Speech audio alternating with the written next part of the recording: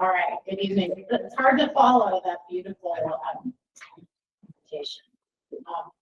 Former president yours. So, but I want to talk to you tonight about the open meeting law, right? Because that's one of the obligations is to follow the Arizona meeting law as a public body. And so I'm happy to answer questions, but I'll start going through our slides. There hasn't been a lot that's changed with the open meeting law over the last year, so you're going to see some repetition. I've tried to add some policy references and then some information that's applicable, particularly to calls to public and large gatherings like we have tonight. So I'm happy to answer questions as we go. All right, so the law is incorporated into your governing board policies, and the open meeting law is incorporated into your policy in BE. So chapter B of your governing board policies is around board governance, and policy BE requires that the board transact all business and official meetings. Every meeting you have regular meetings, right? So your regular meetings are on Wednesdays, the first Wednesday of each month, and the third Wednesday of each month.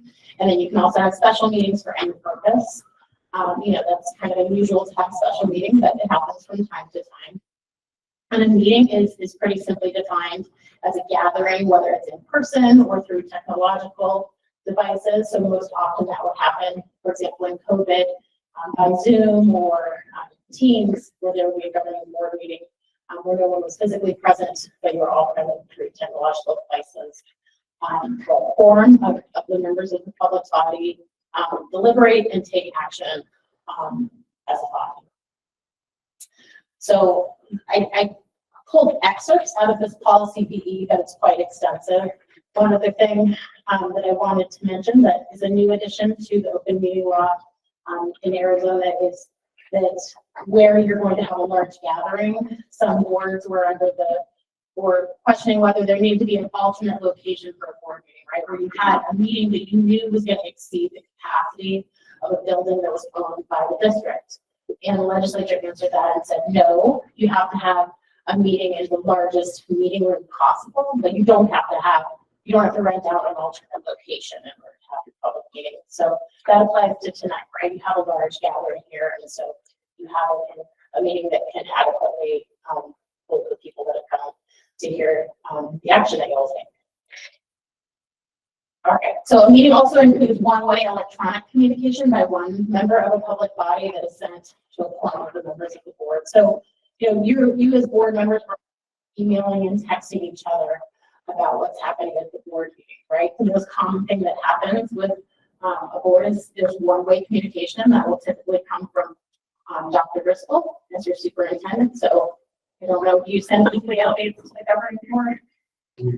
Okay. Right. So that's his one-way communication to all board members on important things that have happened, right?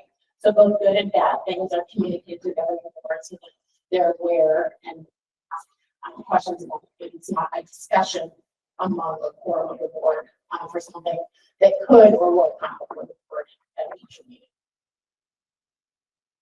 So you are required by law and by your policies to hold a regular meeting at least once a month. You can have those special meetings as often as is needed. And then you obviously have to sign the documents. Actually, sometimes you authorize the superintendent to sign agreements that you might have approved on your consent agenda. So for your district, your meetings are by policy set on the first and third Wednesdays of each month, but often boards call additional meetings. So just for reference, policies BED and BEDA also discuss public meetings, but I just wanted to give you kind of an overview of what open meeting law is. So the open meeting law intersects with all the different responsibilities you have as a governing board, right? It intersects with student disciplinary matters, public records, your board governance, it intersects with budget. And so it's kind of an overlay obligation of your governing board in addition to the piecemeal responsibilities that you have as a governing board. So when you're addressing, for example, your budget, you are also complying with open meeting law. And that's why sometimes things get really complicated, because often you're dealing with complex matters that might hold confidentiality requirements and the like. So what is a quorum? The answer is pretty simple. It's a majority of your board. So you're a 5-member board. So a quorum of your board is 3 members. And if you had a vacancy, that vacancy would count towards determining what your quorum was. So if you had 4 members, a quorum would still be 3, right? Because you could have 2 would be quorum. So what does it take for a motion to pass? So you are in the fortunate position that your governing board all get along, right? So you seem to work harmoniously together, for the same end of children. So not all boards are like that. And so if a board was split, the vote must have a majority of the quorum to pass a legal action. And so what that would mean, so you vote mostly unanimously on actions. That's what I've observed. But if for some reason you had a vacancy or you had members absent, you would have to have a quorum in order to convene your meeting. And then for an action item to pass, you'd have to have a majority of the votes. So some questions that often come up are, if you abstain from a vote, and I usually recommend that a person not abstain from a vote, right, to become educated on an agenda item and then vote the item up or down because your community has voted you into the office to be knowledgeable about what's happening in the district. But if for some reason someone needed to abstain, that would not count as a no vote.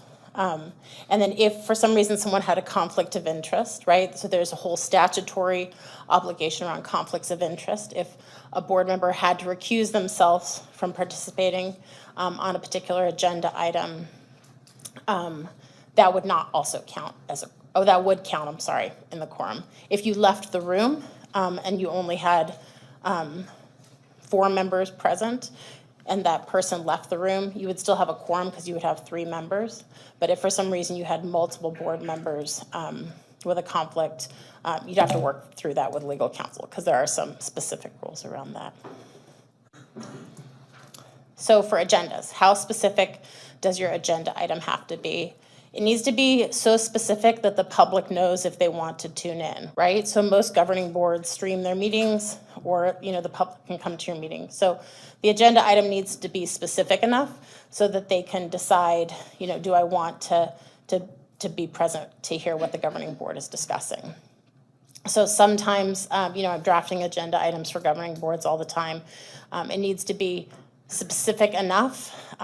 You don't have to say exactly what the board is contemplating. So, but the public needs to understand, basically in layman's language, what's going to be up for discussion. And sometimes the public might come view the records that are available. I believe most districts, and I think yours does as well, post the agenda with weekends underneath it, so the public can see the agenda item and then understand through the underlying documents whether they want to come to the meeting or listen. So a common question we get is about employees or vouchers, right? So with every board meeting you'll have on consent agenda people who have been hired or who may have resigned from the district, and then payments made by the district, maybe it's payroll or you're building at Connolly. So those items can't change 24 hours ahead of the meeting. The only items that could change would be, for example, presentation for tonight. Last minute, that would be okay. But the hires and the voucher items can't change more than 24 hours ahead of the meeting. So superintendent and board members can report on a brief summary of current events. So Dr. Driscoll, I've seen his great presentations about the good news around the district at the beginning of the meetings, and then you can also, each board member can make a brief summary of current events during the board member report. Other administrators can present informational items, like on a specific thing, but they're not making that current summary statement. So as board members, the open meeting law is rather vague about what a brief summary of current events means, right? But it's not an opportunity for a board member to get up and give their doctoral thesis on, the way they think public education should change. The normal way that we see board members present during their board member report is telling the good things they've seen between, the current meeting and the last meeting that they saw at schools, whether it's plays or spelling bees or the like, or, talking about the construction happening around the district.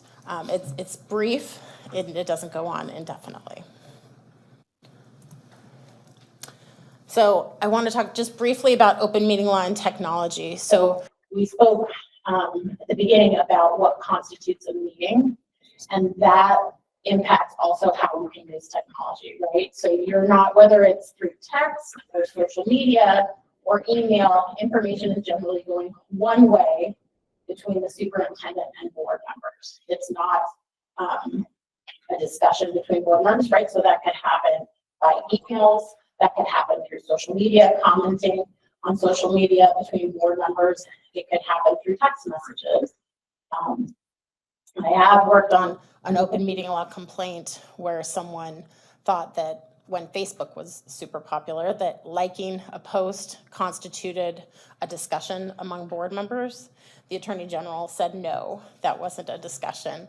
But the general recommendation is to not engage in anything that would appear to be a discussion with your fellow board members. So text messages, right? Texting is so easy because we can just do it instantaneously and people generally respond very quickly. And could it be a public record subject to a records request? Yes. So it doesn't matter the Gmail or your personal media. If you're transacting district business, which would be discussing something that could come before your governing board, it could be subject to a public records request. So my recommendation is always to keep your district work separate from personal, right? Because sometimes when governing boards make difficult decisions, someone might make a very large, what I would call phishing records request. And in that case, if someone's using personal email to do the district business, we might have to ask for those records to see if they're responsive to the records request. So I've already spoken briefly about social media. If a board member wanted to make a statement to the press, they can do that. They have First Amendment right to do so. One thing I would recommend is not to use the district logo or letterhead to make that message because it gives the public the impression that it's a statement on behalf of the governing board, even when it's not. So calls to the public. So you don't have to have a call to the public, but most governing boards do because they want to hear from their community. You're allowed to have reasonable time, place, and manner restrictions.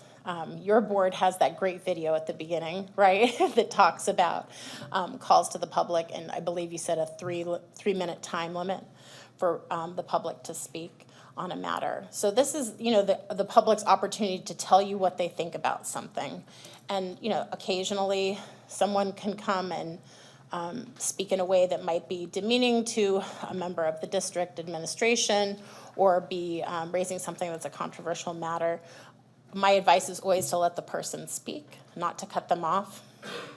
You could always set a different restriction, time limit if you wanted to, but once you've set it for that meeting, you should allow each speaker to have that same opportunity.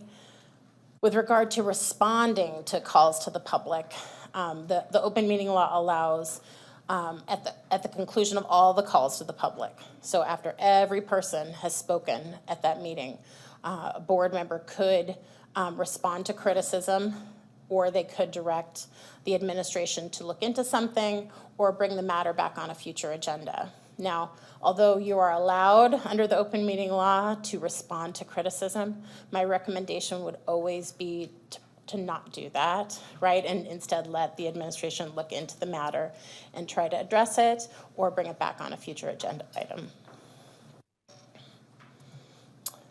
So executive sessions. So the open meeting law allows the governing board on certain instances to hold meetings outside of the public purview, and those are executive sessions. So there are 8 statutory reasons why you can have an executive session. The 4 that are highlighted on the slide are the most common ones. The other one that I've done more regularly are around school safety operations. That's a newer reason why you can hold an executive session.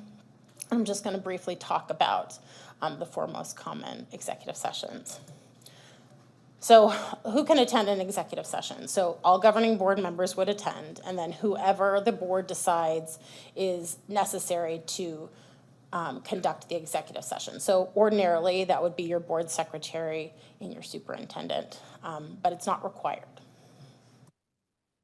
So for personnel executive sessions, those are held pretty regularly, I would say. The most common reason why you would hold a personnel executive session would be, you only supervise one employee, right? And that's Dr. Driscoll. So if you were doing contract negotiations with him or a review of his performance, that would be done as a personnel executive session item.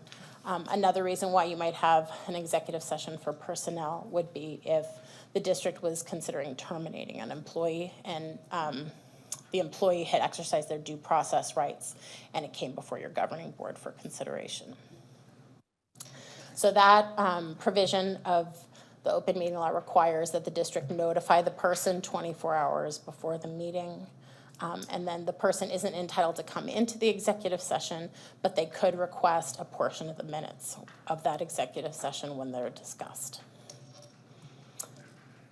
So another common reason why governing boards hold executive sessions is for confidential records. So those would mostly be around student issues. So for example, if you had a long-term suspension appeal hearing, that would be conducted in executive session unless the parent specifically said they wanted it to be discussed in public. Otherwise, those records are confidential under FERPA, under federal law, and that FERPA is incorporated into Arizona law, and so that would be held in executive session. Another reason is for legal advice. So perhaps the board is working on a contract, negotiating something, needs legal advice on a matter like, gosh, this last year, immigration was a big issue we had executive sessions for legal advice on. And so that would be an opportunity to meet with the attorney or attorneys for the board to discuss a matter.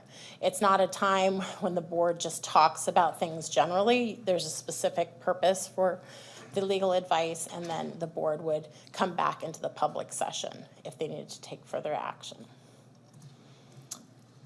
The last executive session that's pretty common is instructing an attorney. So that's usually a companion with the legal advice executive session. And so that's when the board's saying, let's say you're negotiating a contract and you're saying, I want you to go up to $1 million on this contract, but no more. So you'd be giving your attorney instruction on how you wanted them to negotiate something that was open to litigation. In that executive session, you would come out back into the public and you would have an action item authorizing the attorney to proceed as instructed in executive session. And the reason why I mention that is because there's a case that came on that from your school district. All right, so we're almost to the end. So in general, executive session discussions are confidential, except for that personnel piece if the person who is being discussed requested that portion of the minutes. This also applies to written advice of counsel. So if a board member wanted to disclose legal advice that was given in an executive session or in writing, the entire board would need to waive the attorney-client privilege. One board member can't waive attorney-client privilege themselves. And then I just wanted to mention the Arizona Attorney General Agency Handbook is a really useful tool. So they have a chapter on public records. They have a chapter on open meeting law. They have a chapter on conflicts of interest. And it's very user-friendly. And I look at that probably 3 or 4 times a week. They have excellent, it gives you the citation to the state law.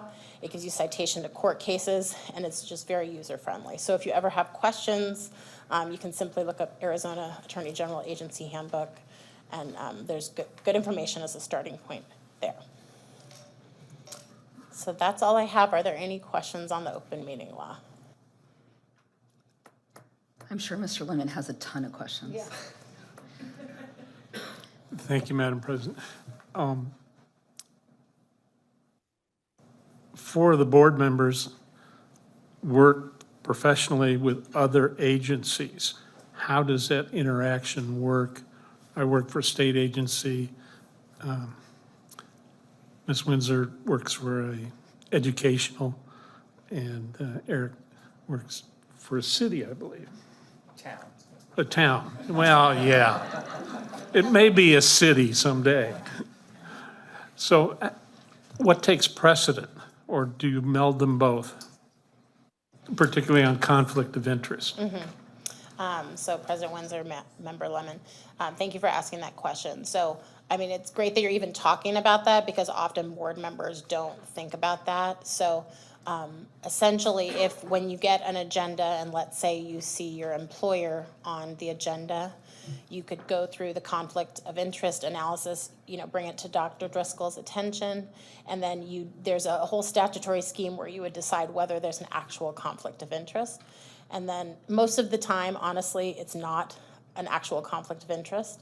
And so it might be an appearance of impropriety. That's often what it is. So it just maybe doesn't look right if you're voting on that item since it's with your employer. And so in that case, the recommendation usually is to recuse yourself from that item, even though you're not legally required to, just so that the public has confidence in the vote.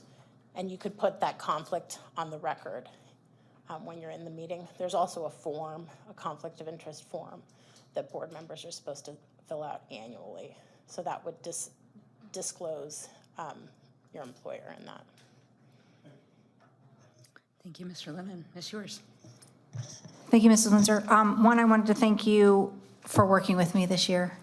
People don't realize there's a lot that comes up, and you have always been so good about saying, if I don't know, I'll find out. And some attorneys that I've worked with in the past, they say whatever they want to say, and it leaves us vulnerable. You've never left me vulnerable or the board vulnerable, so thank you. I also want to let everyone in the room know that we didn't choose to do open meeting law compliance to put you all to sleep today and make sure that you never come back to a meeting again. It's required, and it's part of our policy. It's also required for all districts to go through it, and usually the first meeting of the year, hence the reason we're doing that. But I wanted to thank you for bringing it up, that one of the most frustrating things for us is when we can't respond to their emails, we can't respond to people. I say we can't, we shouldn't. And that we are able to give a response saying that we do read them and that we are in contact with Dr. Driscoll on everything that comes in. And it probably feels like sometimes we're not, or they're not being heard. And I want everyone in the room to know that I know that every single one of these board members reads their emails, because when we do get into session or we do have legal questions, everyone comes to the table and is very educated and has heard everything and every voice that has gotten to us. So just know that it's frustrating for us sometimes because we just want to reach out and call somebody and say, we get it, or we're sorry, or we're trying, or this sucks. But it's just how the system works. And frankly, if other elected officials utilize this system, we might be in a better place sometimes when it comes to getting stuff done. But I'm grateful for this board because they follow policy very, very well. And I'm grateful for you because you help us do that. So thanks for spending the time today. Sure. Thank you so much for the compliment. And I will always tell you if I don't know the answer. Exactly. It's just find it awesome. out. I just wanted to briefly to touch on what you said. You are the policy-making body as the governing board, and Dr. Driscoll is the administrator who implements it. And so that's why when, parents or members of the public come to you with questions, there's a whole scheme around your legal obligations for different items that may come to you in the form of an email. And so that's why it's so critical for you to direct them to Dr. Driscoll, and then he can route them properly, and so that you're following the legal obligations of the district. Thank you very much for your time. We appreciate it. Item 203, introduction of the 25-26 interest-based negotiations team. This presentation will be by Mr. Mangini. Well, thank you, Madam President, members of the board, Dr. Driscoll. This is an exciting item. Obviously, every year we get the opportunity to come to you to introduce the IBN team. Just to give context to it, for over 20 years, we've successfully participated in the interest-based negotiations process. We have a great team represented by district administration and TEA as the recognized negotiating group. And so we've been very successful in these endeavors over 20 years, and we look forward to another successful season, looking forward salaries, benefits, and working conditions. So I'm going to kind of start here a little bit where we left off last year, if you guys recall. At the end of last year's negotiations, we agreed to enter into a compensation study. And so we have partnered with a company, EXMI, Experience Management Institute. And so they are going to be conducting that compensation study. So that will help guide us in our process as we go through the IBN process. One of the things that they're going to be asking employees to do, and I want to just take a few moments to kind of give it a plug. I sent out communication today about a survey, and it's going to help us collect data for job descriptions and making sure that people's jobs are accurately reflected in their descriptions. So that went out to staff, and everyone is, we're hoping for everyone's input on it. It is lengthy, but it's worthwhile because it will help improve our district. So that's coming. Josh Buckley in HR is going to be the point person for that. So thanks, Josh, for doing that. And then also, I want to make sure separately, our IBN survey went out a week prior to winter break. It remained open during all of winter break, all of this week, and will close this Friday at 4 p.m. So it's open for a long period of time. I always have to say it, this is an anonymous survey, so if you have not completed it yet, if you just say your principal is great, we don't know, and we'll just assume it's one of 21 principals. So help us out with that. You can be as specific as you need to. So remember, this is, the IBN survey is where everybody gets a voice in this district because the survey is open to every single employee. So district team members, I'll introduce first. When I introduce you, if you could just stand up or wave your hand to be recognized. We have Eric Thompson, our CFO. We have a new team member, Colleen Holman, principal of Spricali. We have Colleen Love, principal of Curry. She made it, all right. And we have Matt Strauss, principal of Aguilar. All right, representing TEA, we have Kelly Belusik, she's a behavior interventionist at Aguilar. Sean Coker, our carpentry manager for facilities. I didn't know if I saw him, okay. Allie Holden, ward traditional gifted teacher. Taylor Webb, Mosley teacher.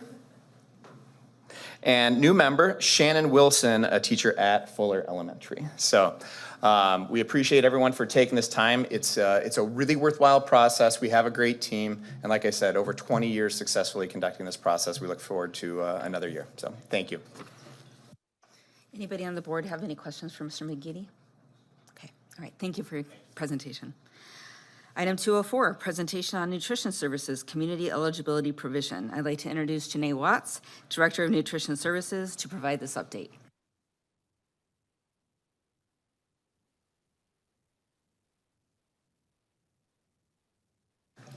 So good evening, Madam President, Governing Board members, Dr. Driscoll, and members of the community. Thank you so much for the invitation to go over the community eligibility provision. So just a brief overview, I will go over what CEP is. So that stands for Community Eligibility Provision, the benefits of participating in this program, the eligibility that we receive for participating in this program as well, the reimbursement, the increase in participation we have observed in participating in this program, and then also the strategy going forward. What are we going to do to ensure all of our students continue to eat breakfast and lunch for free?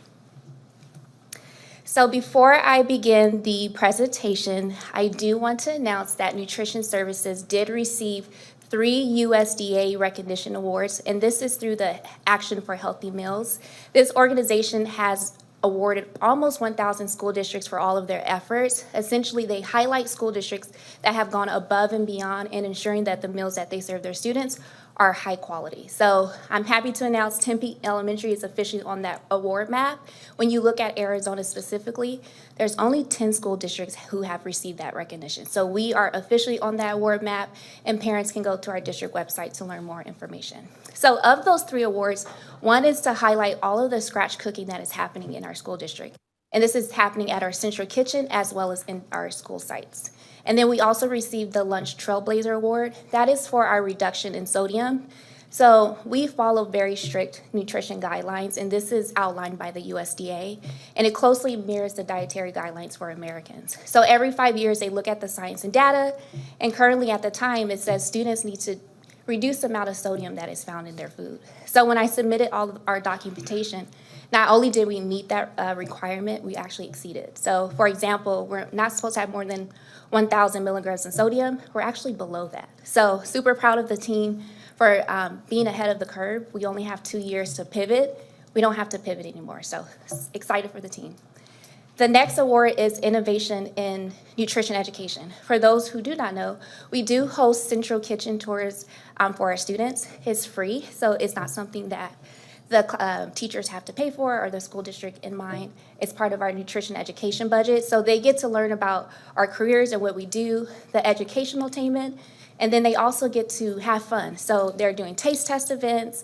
They're also doing some senses with the food, and then also recipe development. So if you were to look at our menu, there's actually an item that was made by our students, and that is our Tutti Frutti smoothie. So just to speak plainly, the CEP essentially grants school districts to provide breakfast and lunch for free. They don't have to pay for those meals.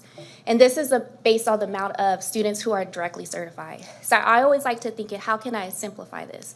Directly certified essentially means the parents are participating in some kind of state or federal program, and their income has already been verified. The traditional way of how we qualify students is through a school meal application. The parents have to report their income as well as their household information.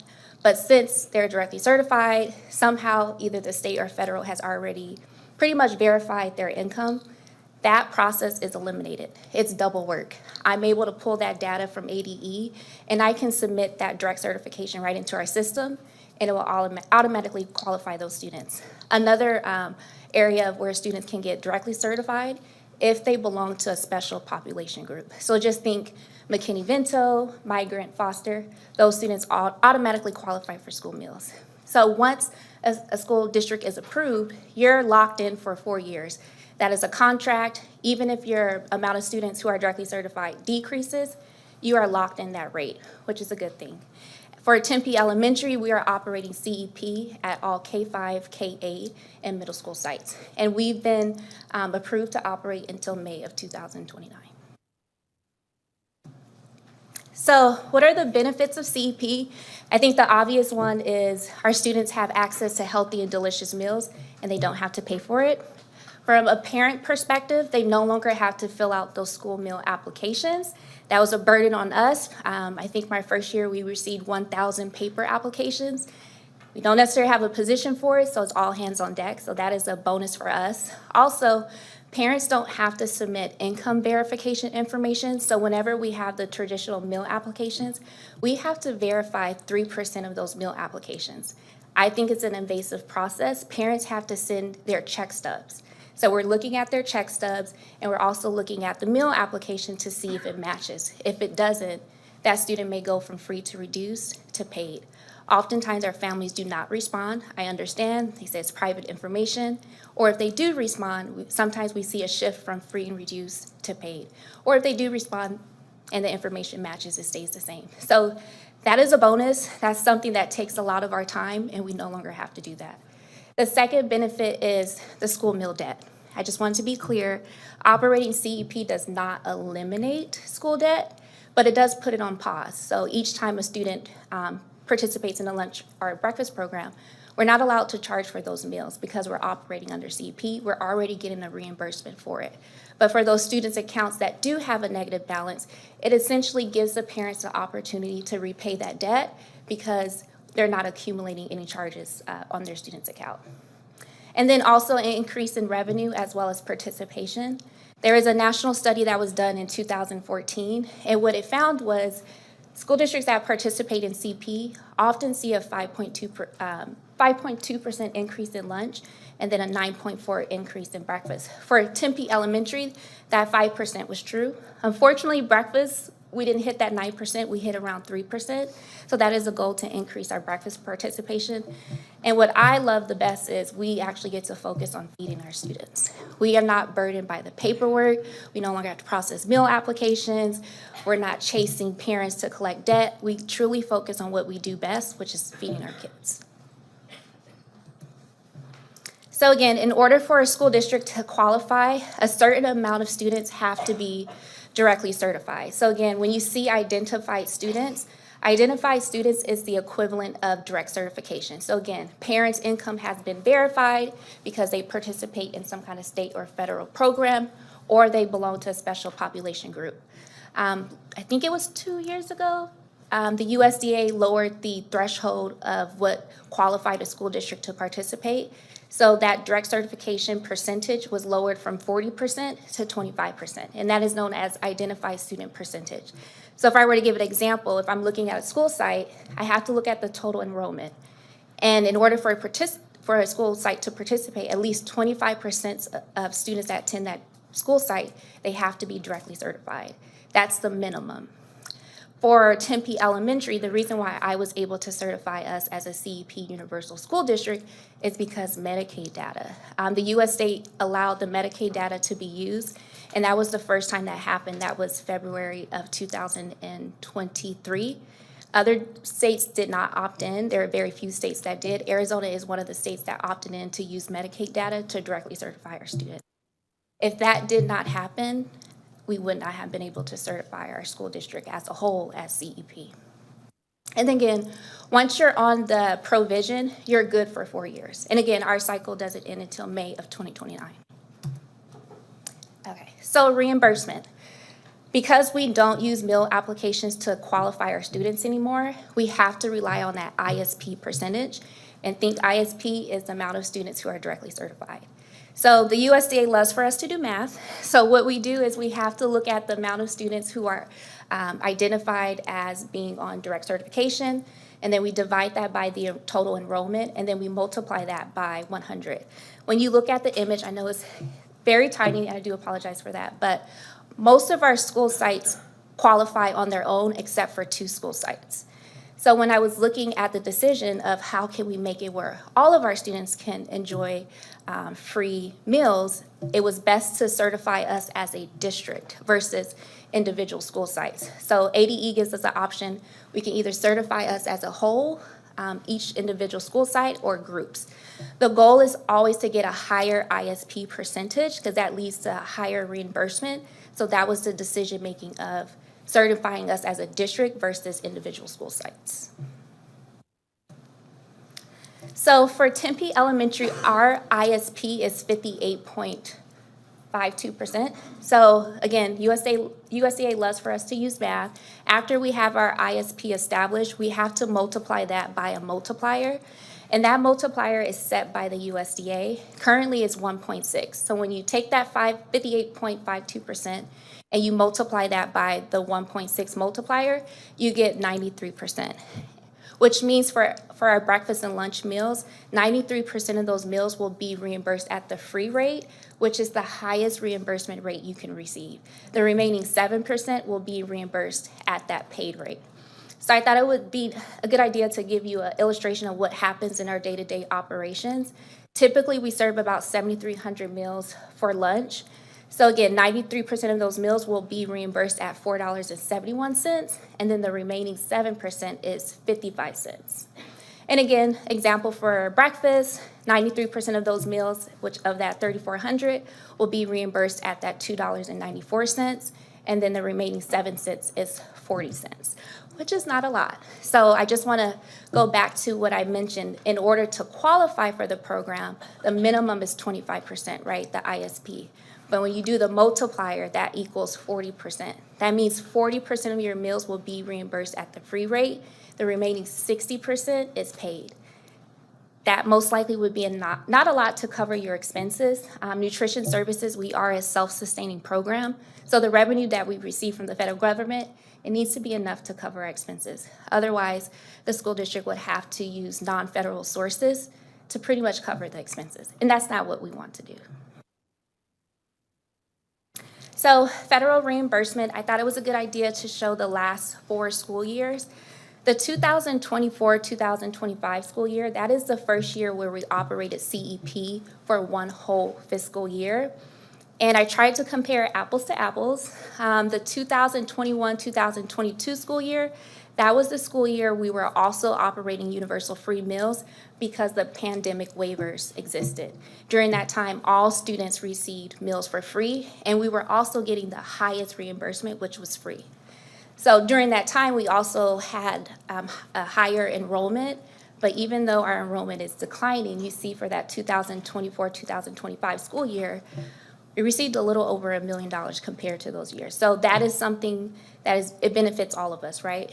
We get to invest in competitive salaries, high quality food, pay for equipment that's aging, and then there's that share in indirect costs. So when we do well, everybody else does well. That 2022-2023 school year, that's when it was business as usual. Only 8 school sites were able to qualify for the CEP program, so we went back to that traditional meal application process where the parents had a shared cost for the meals that we were serving. And that's where we also experienced high school meal debt as well. So that next school year was that 2023-2024 school year, still business as usual. It wasn't until February of 2024 is when the USDA gave the option for states to use Medicaid data in order to directly certify our students. And that's when I was able to opt in and make Tempe Elementary qualify for CEP for all of our school sites. So student participation, similar trends, again, comparing apples to apples. Last school year versus 2021-2022 would be the most comparable year because we were operating CEP, universal for the 2024 school year, but universal feeding was happening at the 2021-2022 school year. Again, we had a higher enrollment during that 2021-2022 school year. But you see our participation for lunch was slightly higher, even though we had few less students compared to that school year. That just lets you know our students are choosing to eat with us. Something that I established with my team is we're not putting anything on the menu unless it's student approved. And what that means, we do taste testing with our students. Last school year was our first pilot where we went to McCamey and we had representatives from all of our school sites, and they were our students. They sampled over 40 products. And they were the ones telling us what to put on the menu. And it's because of that success is the reason why we have such a high participation. It's not people behind the keyboards making decisions. Our students are making those decisions for us. So that's something that we celebrate, and we're going to continue to do that as long as we're able to get students to be in one location. For that 2022-2023 school year, again, business as normal. We went to the traditional school meal applications, and then that 2023-2024 school year, we transitioned mid-year to CEP. So strategy. What is the strategy going forward to ensure that we are doing everything we can to ensure our students are eating breakfast and lunch for free? So my plan is to continue to renew the CEP program for us every school year. Again, we are set in for 4 years, but every April, ADE contacts me. It's like, hey, we need an update on your direct certification and your enrollment.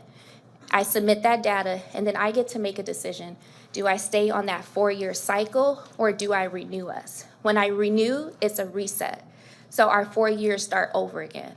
If you recall, we were supposed to end the CEP program in 2027. That was our last year. But because I renew us each school year, it buys us more time. A lot of people don't know, but we are a federally operated program. At a federal level, the administration changes, different ideas, different belief systems, but if we can get ahead of the curve and continue to renew us, as long as it's financially viable to do so, that is my plan. And that concludes the end of my presentation. And I'll pause for questions. Thanks, Ms. Watts. Excellent presentation. Any questions? Mr. Terry, go ahead. Thank you, Madam President. Thank you so much for this. It looks like you're doing incredible work. Feeding our kids is one of the most important things that we do. I think it's wild that we force children to show up at a place by law for 7 hours and say, no, but you can't have any food. you know, and you have 15 minutes to eat, but you have to figure that out. You have to bring it from home, whatever. And even as a parent who can totally afford to send, you know, sandwich with my kids, sometimes it's a busy night and you just forget, and you wake up in the morning and it's like, oh man, I forgot to go to the store. You know, it's just nice to be able to have that stuff there. Definitely appreciate it. Can you go back to a couple of the slides? I wanted to look at the slide that shows the federal reimbursement and then also the student participation. Okay, so it looks like, Is it this one? yeah, that one. So I'm just trying to do a little quick math. So it looks like about 1.2 and a half or so. And then can you go to the one where it says the participation of how many students are actually? Yes, that one. So there's a bit of an increase, but it looks like it's roughly about the same total as 21, 22. So like, just doing some quick math, it looks like we saved a lot of money because of what you did. Is that true? Yes. Like it looks like hundreds of thousands of dollars, is that right? Okay. And then Mr. Thompson, correct me if I'm wrong, but for our overall budget, it's like 85% of our budget is salaries, is it something like that? Okay, so all of this money that you're saving, it directly affects jobs. So when you save, go ahead, sir. As Ms. Watts said, the food program is essentially siloed. It's standalone. Yeah, So savings that would go in there still have to stay in the food program. Now, it can come out in indirect costs, but it's not a direct saving here, then say means we can have more money for electricity or teachers or anything like that, because the money has to stay with the program. but could we have money then to save for a person who works in the food program? Yes. So you probably save several jobs with that. That's pretty incredible. Yeah. I appreciate that. Thank you so much. All right, Ms. Ewers? Okay, first I have to do this. My reason being is, when we had an administration change this last year, Dr. Driscoll was the first to get my call because I was freaking out about how are we going to feed our kids as programs are being canceled throughout the nation. And he told me nicely to hold my horses and that you had done your job and you had done it very, very well. And that we were going to be okay and that we had this program. And I didn't truly understand the program, honestly, until I saw these earlier and got your presentation tonight. How do we do that? I've had a couple districts ask me, how did you guys do that? Well, you just told us. So one, thank you. It was a big deal that you did this prior to this educational chaos. And it's also, I'm grateful that, I mean, I know what I'm like when I'm hangry, and I'm just having a hangry moment. I'm not having a starving moment. And there are several of our children who have starving moments, right? When I was going to school, I'd see kids who didn't eat and they didn't have the money to eat. And if I didn't have it to loan, they didn't eat. We have made this more equitable across the board and because of the service and what you've been doing. And I'm also grateful to hear that you're doing it so that we're proactive as much as possible, or looking at how, if we're not going to qualify, keeping qualified. I mean, thank you. That is proactive business, and I like to be proactive rather than reactive. With the increase in food costs that we're all facing, there is no equation in here for a 3% inflation on eggs or a 25% inflation on chicken or this or that. Are we okay? What are you concerned about? Just so that I know. Okay, thank you, Board Member Ewers. I will say the state does offer local reimbursement, so that's through the Try It Local, and there's still millions of dollars available.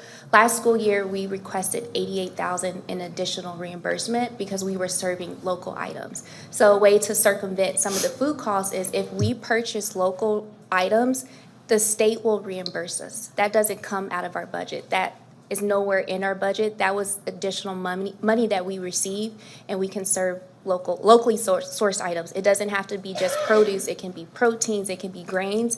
So that's what we've been doing to try to help with our budget. We're using the Try It Local. We're also using our commodity dollars. So there's a thing called Brown Box where the USDA gives us surplus of food. So farmers may have extra food supplies, and we take advantage of that surplus as well. As far as our food budget, we just maintain our food budget. We try to spend no more than $2 just on food for our lunch, and then $1.25 at breakfast, and that's about 45% of the reimbursement that we receive. It goes directly towards food.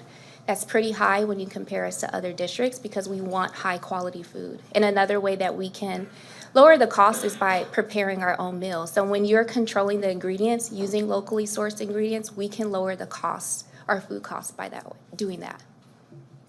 Great. And then I do want to thank you because something that you mentioned is that I have watched you purchase state and local produce and supplies.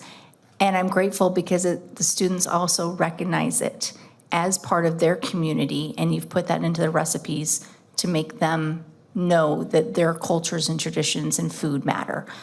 So thank you with that. And one of my questions was, what is, if we discontinue these programs, what is the plan? Which you told us, we're going to continue to watch it. Worst case scenario, we're looking at a 3-year process if you renew like you did just this year. And then to watch it closely, and you'll let Dr. Driscoll know if we've got a crisis, which it could become a food crisis. So thank you for all that you do. This is a case where administration is helping our children. And for everyone that works with you, they're doing a phenomenal job. And thank you for making sure our kids are healthy. Thank you.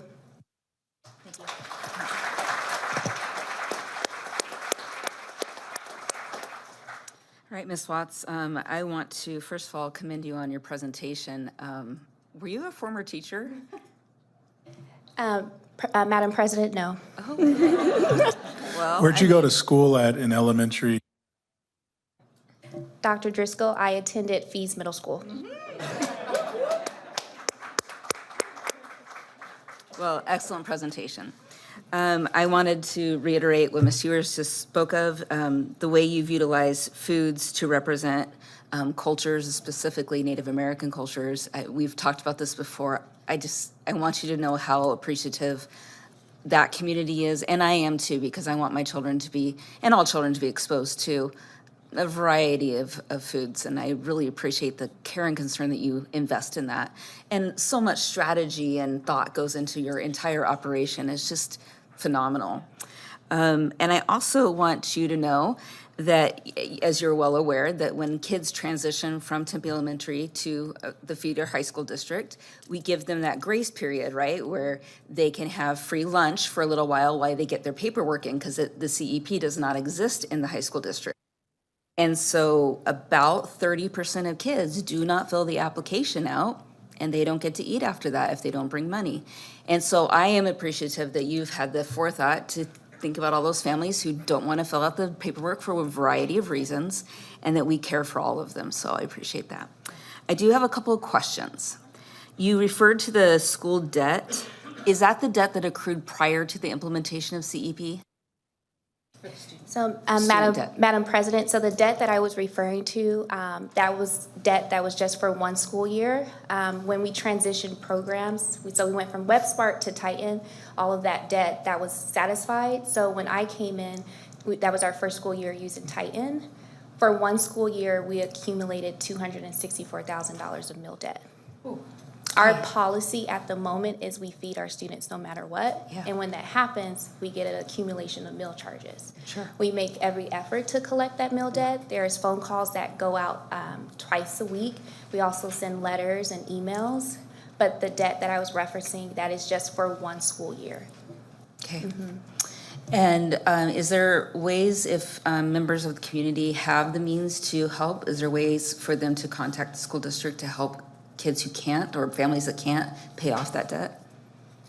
Madam President, thank you for that question. That's an excellent question. Yes, families, other members of the community, organizations, they can donate. We do receive donations. I believe last year we received around $3,000 worth of donations from the community. There is if they were to go to our district website, there is a section to donate, and you would just select nutrition services. All right, thank you for that. And then I actually have a question for Dr. Hargrave, if you don't mind. With CEP and the direct certification, does that mean that students no longer need to fill out income verification, or the free and reduced lunch forms, or is that still important? President Windsor, it is a different process. So while we work in tandem, there are different processes for Title I. So the CEP program ensures that every student can have a free breakfast and lunch. for our schools to get their allocation for Title I funding.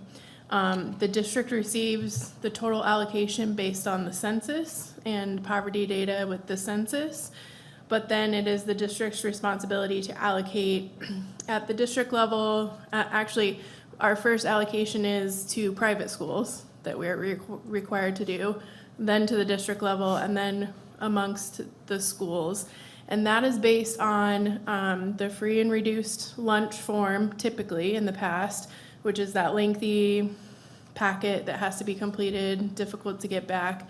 Or now that we're working with the direct cert, we can choose an alternate method. It's just an income verification form. It's much shorter, much simpler.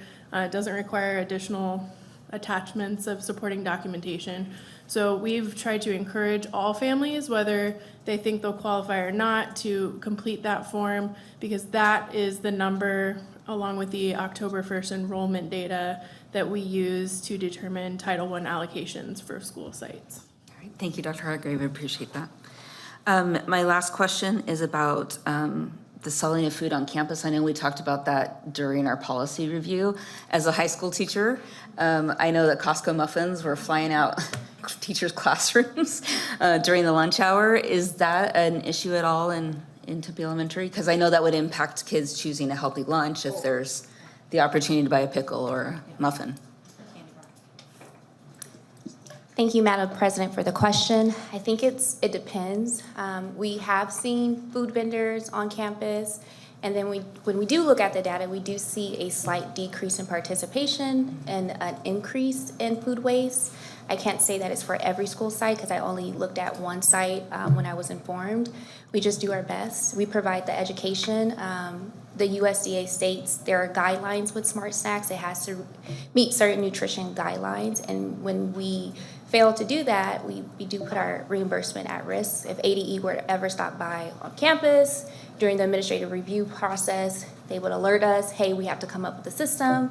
And after multiple attempts of not being in compliance, they could withhold reimbursement. But I can't say that I see it at every single campus. I'm informed through Parent Square. If I just so happen to check my emails, like, oh, you're fundraising. I understand, but for me, I'm a rule follower, and I just want to make sure that we don't jeopardize our funding, and then we're also serving meals that meet the nutrition guidelines. But I can't say that I see it often, but when I see it, I do my best to correct it. Thank you for that. I mean, it is a taxpayer-funded program, and the taxpayers pay for it because they want kids to eat nutritious food. And so that's counterintuitive, but I do believe it's a violation of policy to do that, right? In some situations, yes, there's time limits of when they can do the food, but it can't be in direct competition. I think the policy says in direct competition with our food program, so yes. Okay, I hope principals remember that and teachers, but we're not having like teachers selling out. I want to clarify, you said food vendors, right? Is what I heard. Madam President, yes, I'm not sure how those vendors are allowed on campus. I'm not familiar with the fundraising process, but if we happen to be out and about, we correct it. I was at one school site, won't name who they are. They were selling hot chocolate in the morning. I understand, but that hot chocolate does not meet our recommendations. I talk to the site leader, provide the education, and then I move on. Yeah, all right, thank you. And then just one, actually a question. Have you guys considered doing breakfast in the classroom? I know that is probably a very complex conversation, but I do know that some districts do that. Has that conversation come up? Madam President, it's not something that I personally brought up. We do have several school sites that operate breakfast in a classroom. It's happening at 4 school sites, and we do see an increased participation in breakfast. When I compare those school sites to other non-breakfast in a classroom sites, about 60% of those students are eating breakfast in a classroom. Wow. And we know a student cannot learn if their bellies aren't filled, something that I heard when I was in my profession. There's not a curriculum brilliant enough to feed an empty stomach. So I think that would be a decision that we make at a district level if that's something we want to see. I know there's barriers, but I do appreciate the model like Scales has, Curry has, Thu has, Holdeman has, The students just grab their meals, they go through the POS, and they go straight to their classroom. It's better than the bagging method that I am used to at my prior school districts. Thank you so much for all the presentation you did. Thank you. Thank you so much.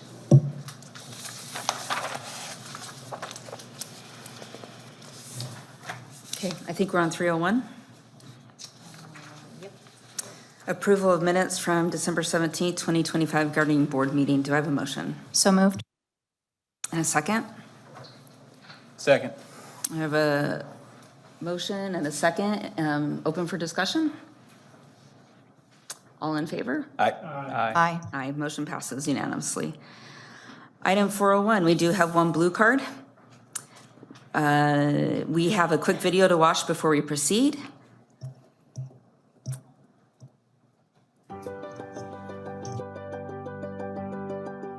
Persons wishing to address the board must fill out the request to address the board card and submit it to the board's executive coordinator prior to the start of the board meeting. Per governing board policy BEDH, public participation at board meetings, the governing board president shall set a time limit on the length of the comment period. Also per governing board policy BEDH, for items on the agenda, individuals will be called upon when the item is introduced. For topics not on the agenda, citizens will be called upon during this portion of the meeting under Open Call to the Public. In compliance with the open meeting law, the governing board will neither discuss nor take action on items raised during this portion of the agenda. When necessary, issues will be taken under advisement and placed on a subsequent agenda. During the open call to the public, issues addressed must be within the jurisdiction of the board. All right, the time limit for this governing board meeting will be 3 minutes each, and we will begin with the only blue card we have, and I apologize for last name, I can't quite read it, Michael Sevelrar? And when you come up, just go ahead and hit the button and the light will turn green.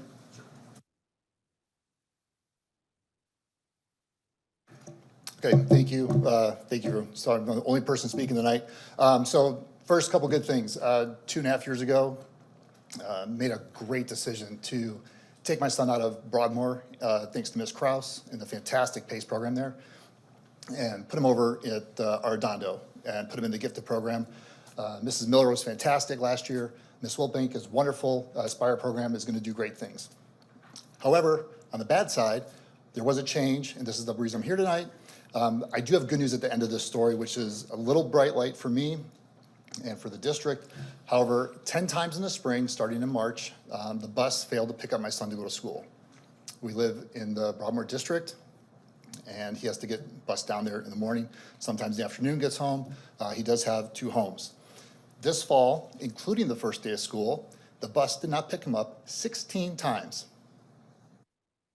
I don't know about everybody here, but I don't know how many times you would let your son or daughter stay outside the bus. I did my best. I was in contact with your director of transportation. I made recommendations. After the 4th time to replace the driver, I made a recommendation with Mr. Mangini. We had a talk in, I think, November to replace the driver again at that time. I had his word that everything would be fixed. I said, do not pick him up after this date. Starting with the first day of school yesterday, I'd like for him to get picked up again. Nothing. He did not get picked up yesterday. The same bus driver 17 times. You have a systemic problem at your transportation office that needs to be addressed. This morning, Mr. Mangini showed up. We had a new bus driver. I was told Monday that a new bus driver would be there today. There was, fantastic bus driver. He drives the route home. However, the old bus driver still exists. And prior to October, he was told, you're lucky I showed up today because I wasn't going to. So I now have Mr. Mangini's word that there is something being done, which we've started to correct the problems. Today was a good start, 1 for 1, or 1 for 2 rather, in this semester for the rest of the year. But there's still a problem because the bus driver still got off the bus this morning, and his first words were, you need to call and let us know the night before if he's gonna be there or not. I was told that again as he got off the bus. And I was reassured this evening by Mr. McGinney that that is not the policy. However, there is a problem at the transportation office because that is exactly what I've been told every single time. That the bus driver can, after 2 or 3 missed attempts, assumes that the student's no longer in school. State law says the parent has to unenroll the student, but here the bus driver's doing it because the director says they can. I'm excited for next year when he moves on to Connolly and stays in the Aspire program, but at this point in time, I need you guys to Your address time something has else. expired. Thank you, sir. Okay, item 501, approval of consent agenda. Do I have a motion? So moved. And a second? Second. Moved and seconded. Any discussion? All in favor? Aye. Aye. Aye. Item passes unanimously. I'd like to thank LPL Financial, Harkins Theaters, Spread the Love, Phoenix Children's Hospital, the Thai Foundation, First Tee, Mr. John Brusky, MicroAge, and Central Christian Church Tempe for their more than $41,000 in donations to support our students and staff. Item 601, discussion, consideration, and approval of budget recommendations for implementation beginning the 26-27 school year. I'll turn it over to Superintendent Dr. Driscoll. Thank you so much. Good evening, Madam President, members of the board. We're going to do a little budget update and then talk to you guys about next steps and provide you guys with some recommendations. See if my clicker's working. So as you guys remember, in November, we had a governing board session where Mr. Thompson and the district administration outlined kind of some budget scenarios for the 26-27 school year. At that study session, the board requested us to bring back to them capacity based on staffing. The board also requested us to bring capacity based on facility space. You requested us to bring you a percentage of district cuts over the past few years, and also requested us to get staff input to possible staffing solutions. And then we also said we would love to bring you back a menu of options for potential budget cuts. On December 17th, we provided the board with a review of the budget scenario again. We share with you the capacity based on staffing. We share with you the capacity based on facility space. We shared with you the percentage of district cuts over the past few years, and then we shared with you themes from the staff input. And that was given to us by TEEA and also principals and other district administration. So it was the whole entire district had the opportunity to provide us feedback and input into that. And I believe we shared that all that raw data with you guys as well. So I'll have Mr. Thompson come back up so we can kind of ground our next conversation of where our current reality for the 26-27, and then I will go to you the options that we're going to present for tonight.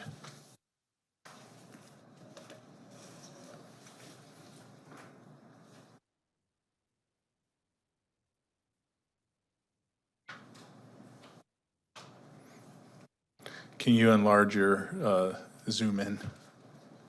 Thank you. All right, President Windsor, members of the board, Dr. Driscoll, thanks for having me tonight. So it's going to look familiar because it's the same information we had just recently. So I'll show you a little bit right here. We've got, this column here is basically last school year.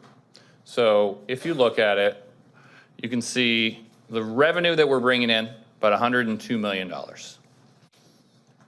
We spent almost $108 million. So we spent more than we're bringing in.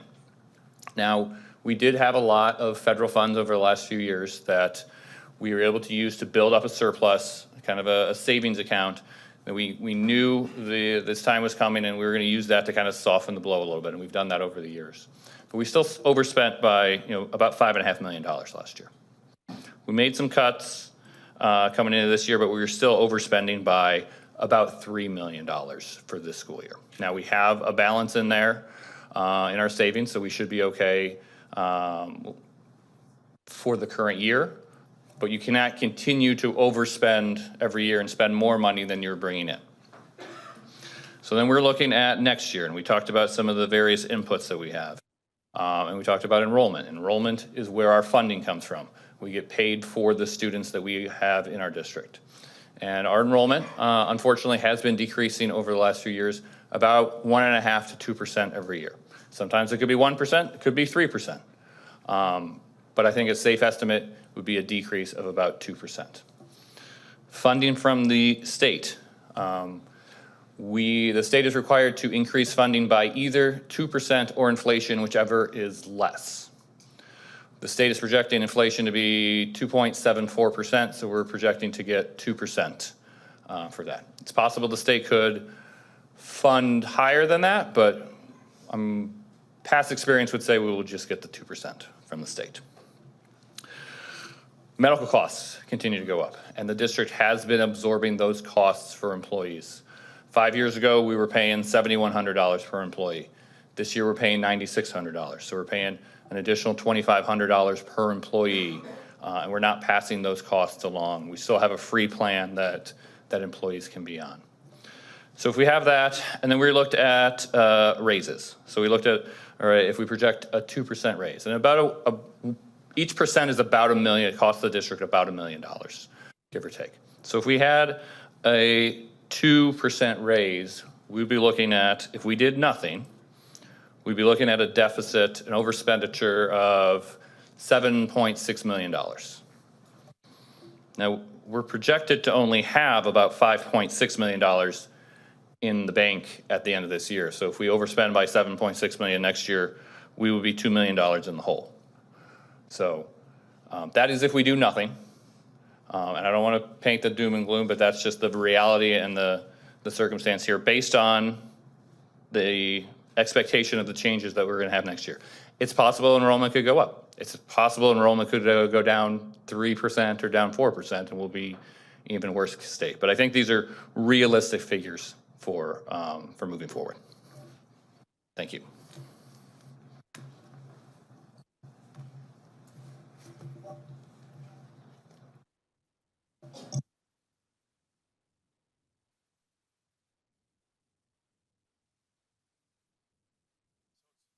So tonight, there's 3 options we can do for the governing board. The first option is we can do nothing. If we do nothing at some point in the 26-27 school year, we would run the risk of being about $2 million over and not being able to pay our bills. There is a chance that student enrollment goes up by 20%, and hey, we're living a life. But it's my job to kind of be conservative on saying, hey, on average, we've been losing about 2%. So we need to at least project that we're going to lose 2% in student enrollment. And so if we do nothing, we're probably going to be at $7.6 million deficit going into next year. The next option is I'm going to give you guys after this some recommendations that based off feedback that we got from staff and costs that we put to those recommendations to get us to about approximately $7 million worth of cuts. What I would tell you is that every one of those cuts represents a person in our district. And so any decision we make is going to impact somebody in our district negatively. I wish that wasn't the case, but that is the case. So any decision we make will impact an employee, and I don't know who that employee is until after tonight. It will impact them. Or we have option 3. You can look at the recommendations I provide and say, yeah, I like this one, I don't like that one, and that's where we talked about the menu of possible options for you. That you can say, hey, look at this, is there another option that can get us this amount of money? So in my recommendations, I put money attached to them, so you can see this is for that recommendation, this is how much money it would save the district in those cuts. One of the things we have to be cognizant of is that we're making a recommendation that we will have a 2% student decline in student enrollment. That could be different. And so if that number is different, that will impact our budget by that. Also, we're making recommendations based off the assumption that the state won't do anything to our funding, but the funding will stay constant, what we know. So they won't come back and say, hey, we're decreasing your budget by 10% or something like that. So we're making that, if that happens, the budget would be impacted negatively as well. Part of my recommendation, and Mr. Thompson showed it to you guys, is that I'm making these recommendations with us saying that we're going to have a 2% decrease in student enrollment, that we will give all employees a 2% raise, and that the district will cover that 6% in insurance cost. So if you guys come back and say, I don't want to give a 2% raise, each percent is about $1 million. So then that number, that 7.6, would go down by that. So knowing that as well, I want you guys to have that information, because in one of our meetings, you talked about possibly raises, not giving raises and how that impact. That would be about $1 million different from that number. So I shared this information with you in the next slide, which all these people are here in the room wants to know, what am I making a recommendation? So I'll share that with you guys. So for us, the first thing we're recommending for you guys to consider is eliminating teaming at the middle school, which is a removal of a prep. That would save the district $1.4 million. The next is to reduce district staffing levels. In doing that, we believe we could save the district $1.25 million. So some of the feedback we got, if you look at the surveys, number one on that was decreased district administration costs was like one of the number one themes. And so that 1.25 is us cutting an additional 1.25 from district. That is district folks, not schools, not principals. We're making a recommendation not to close schools.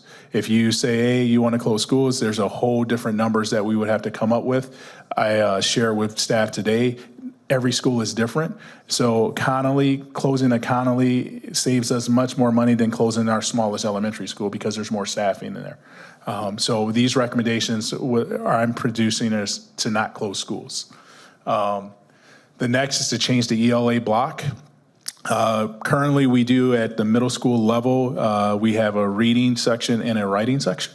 And so by changing that into an ELA block, it would save us an additional $1.23 million.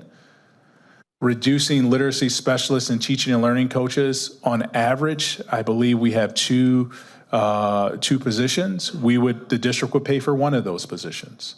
And so by decreasing that and the district paying on average for one position at our sites, that would save the district an additional $1.1 million. Outsourcing our night custodians. If we outsource that to a private vendor, that would save the district $1.1 million. If we reduce one paid workday for all employees, that would save the district an additional $408,000. If we eliminate paperwork stipends, and so in our IBN agreement, we have a paperwork stipend. If we eliminated that, and I think that, and I would turn to Mr. McGeaney or Mr. Thompson, I believe the paperwork stipend normally falls into special education. And so if we eliminated that, that would be an additional $341,000. We know at our elementary, due to enrollment, we will lose staffing in the course of it because we have less students. That's why we're in this situation right now, is our student enrollments decline. So through our natural course of action, that reduction in staffing that we would need at the elementary would be $246,000. Aligning our PE and music to enrollment. So again, because we're declining enrollment, aligning that will give us an additional $164,000. And then eliminating roving health assistance will be an additional $145,000. So I think the number is like 7.4 million that would come out to of cuts. And that's what we would recommend based off the feedback that we got from staff and all those numbers. Those are the numbers that we were able to come up with for schools for next year. In doing that, one of the things I would say is it gives us a buffer in terms of savings in case our student enrollment goes down more. I think we would have about 5 million in carry forward if we made these cuts going into next year, for that next year. So if student enrollment were to decrease by 4% or 5%, we would still be able to cover that and absorb that because we would have money in our savings to be able to do. So with that, I will open it up to questions from you guys. I'll wait for lights. Mr. Lemon, you're first. That's good. It's probably past my bedtime already. Thank you, Madam President. I got involved several decades ago because we were talking about removing health people, the nurses. And I did some work, and our nurses actually saved the state a lot of money and saved families a lot of money because they are the ones that diagnose that these kids are really sick. It's just not a cold, it's something other problem. And that goes into the access program. It takes them out of school and they fall behind, all of these sort of things. And I think it's just critical that we have the nurses.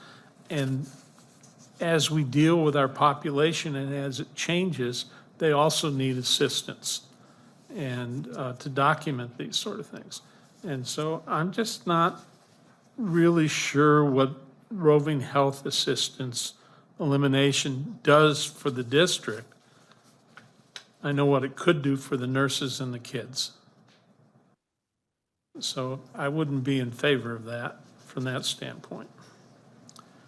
The other issue that I was not in favor of was aligning PE and music to enrollment.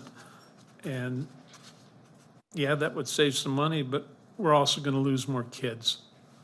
And in that scenario, it just would be because we have less students, we wouldn't have as many sections of PE. So it wouldn't be an elimination of PE. We would, if we have 5 classrooms, we would have 5 sections of PE. So it's not an elimination. It's just due to our reduction in student enrollment, we would have to adjust.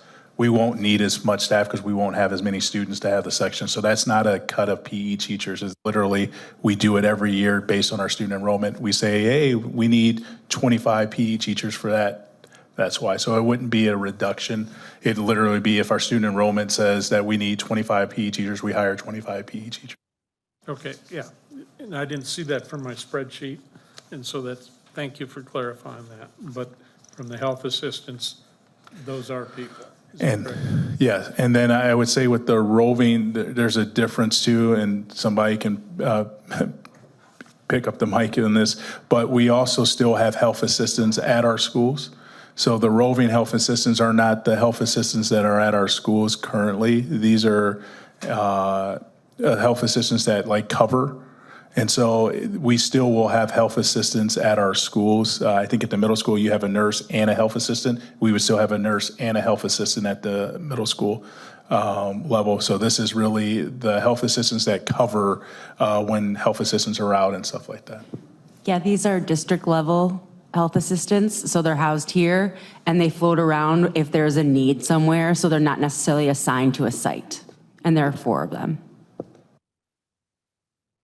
So like when we're doing hearing tests or looking in. Nurses do that because of it's, because when we do hearing tests, we can bill Medicaid. So our nurses are actually the ones that do that testing. So these are literally district-based employees that go around when we have shortages and stuff like that. It'd be like us having district-based substitute teachers. They would float to the. Thank you. Thank you, Madam President. Thank you, Mr. Lemon. Just to piggyback on that with the health assistants, I'm wanting to know with the partnerships that we've established, is that something that we can rely on at all if we have shortages?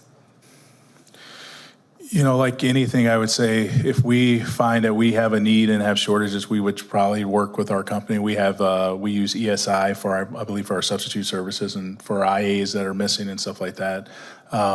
But we just wouldn't be fronting that cost right off the bat from the district saying, hey, let's have this position, because there's sometimes we don't need roving health assistants because we don't have coverage. I can't say that as an everyday thing because we have people out every day.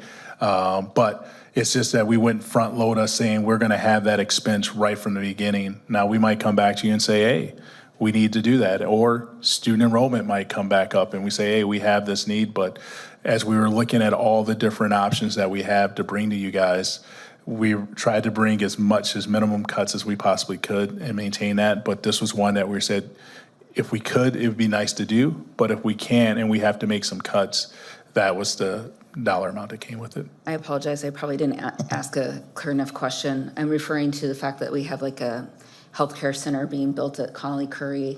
Like, could we utilize that to help with Yes. shortages? Okay, Yes. thank you. All right, any other lights? Mr. Terry, go ahead. Thank you, Madam President. Dr. Driscoll, on this slide, the vast majority of this money represents people. Do you have a ballpark figure of how many people this slide represents? Oh, I don't, because some of these, we can probably calculate. I know the roving health assistants are 4, but some of these are positions that are vacant. So there's no actual person. We're just cutting that position. So that was another thing we looked at of not filling, but I could try to get you that number if people can look, and they're crunching right now to see. Great, and I think that's an important point to make. When we talk about eliminating positions, we're not necessarily talking about firing people. I was recently hired at McClintock High School as their choir director. I started on December 1st. They hadn't had a teacher all year. There just wasn't a certified music teacher who wanted that job. And I've been there a little over a month, and somebody has already quit. So in a little over a month, I'm already not the most junior hire in that district, which is good for me, as you all know, but it's bad for the district. So some of these, if we eliminate these positions, it's just like nobody was going to take them anyway, and that's just the sad state of education these days. I mean, I don't blame that teacher for leaving. I don't. But when I think about the fact that this school couldn't get a teacher, like there should have been 10 recent graduates in jacket and tie lined up for those jobs. You know, we just don't have that in this state, unfortunately. So. Okay, do you know about how many of these represent vacant positions, roughly? I think they're crunching the numbers for you right now.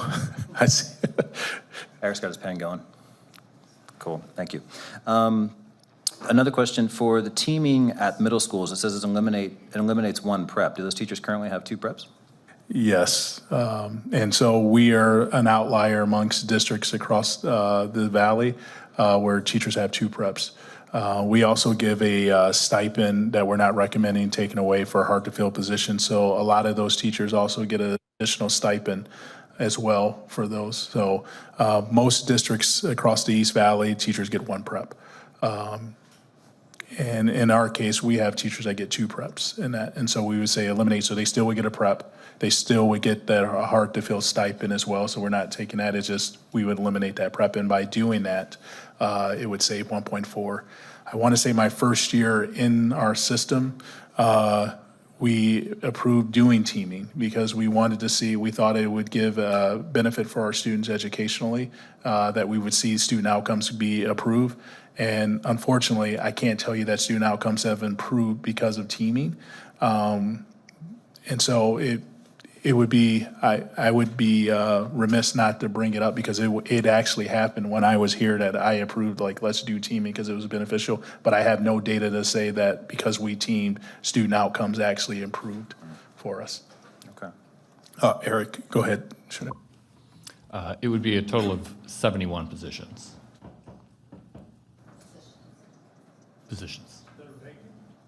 No, that's the total reduction. The vacant positions are at least 4 or 5.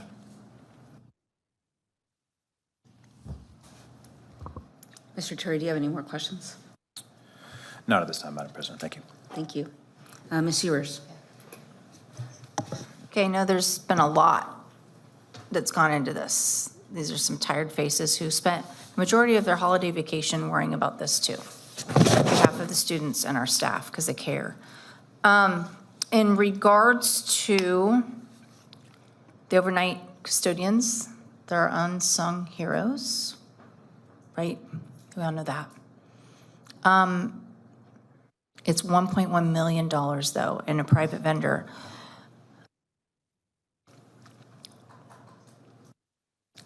Some of them have been with us for a long time.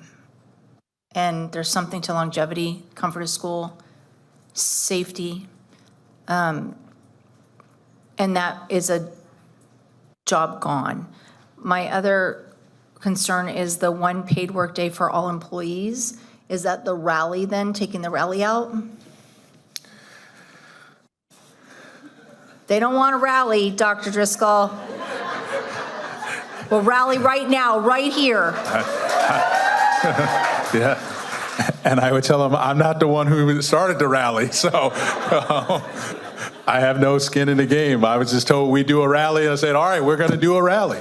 And can we do it in Tempe? That's all I wanted, so we got it to Tempe. Yeah, it would be a combination of what we would look now. Through the years, we've actually added days to teachers and employees' contracts.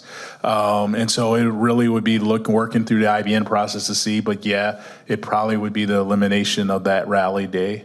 So yes. Okay, The rally cost us, though, I've shared this with people all day today, it's like $23,000 what the rally actually cost us to do. And it's money that's sometimes. And it's money, coming from it's a- money that comes out of title, professional development, some other funds. Sometimes we get stuff donated, vendors donate, but it is not a big, the big line item is that we bring people back on that day. That is the big cost to the district. It is not the actual real rally. But I've heard it from the folks that we need to cancel the rally. Again, if before I got here and you really love the rally, I'm sorry. I listened to the folks, but yeah, it would be looking at that day. Okay, and then with that, the question that I have, because Dr. Mara has done an incredible job with her team in creating a new orientation paid process that differentiates us and allows us to be competitive in this marketplace. How is that affected on this line item? Well, he's mad at me, I can tell.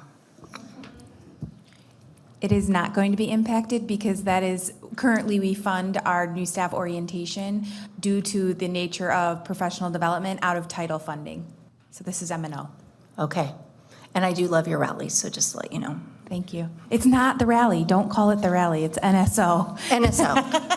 ITs. I'll have one with you, I'll be here. Woo, woo. Okay, so that's my question. Night custodians really worries me. And can I say something to that? Yeah. And I have Mr. Davison. Other districts have done the outsourcing of this. And one of the things I wanted to be clear on is that in a lot of cases, the current people actually fill those That was my question. positions. Okay. In the cases that we looked at 3 years ago, most of those employees that were the outsource, so I've seen people outsource food and nutrition. I'm not saying we're doing that. But those employees were employees that worked in the district. They didn't just become working for that provider. That was my as well. question. Is there a way, when we go through this, Mr. McGinney, and if there are these changes that we make sure that our current employees get precedent to those jobs? And then also, do you feel comfortable, Dr. Driscoll, Mr. McGinney, that anybody who's affected with these, if there are positions, I mean, we have positions that haven't been filled. Sadly, it's a majority in transportation, and we know that's a crisis across the nation, not just with Tempe Elementary.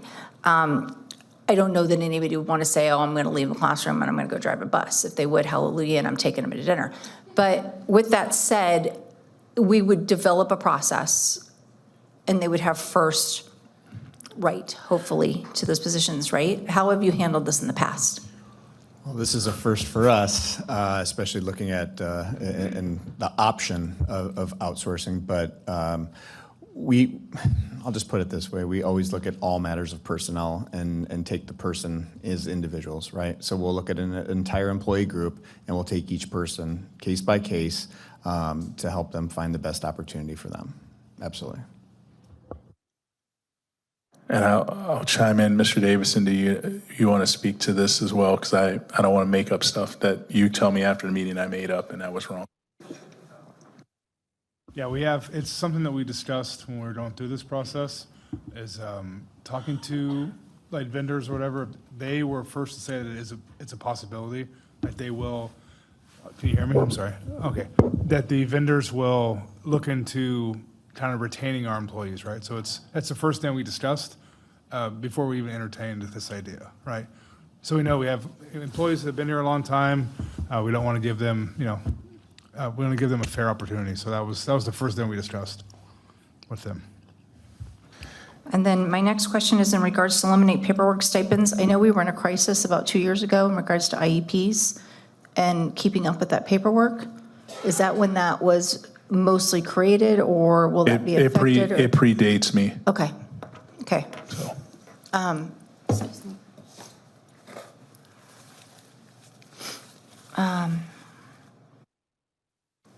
You guys asked a couple of my questions, so ditto, thank you.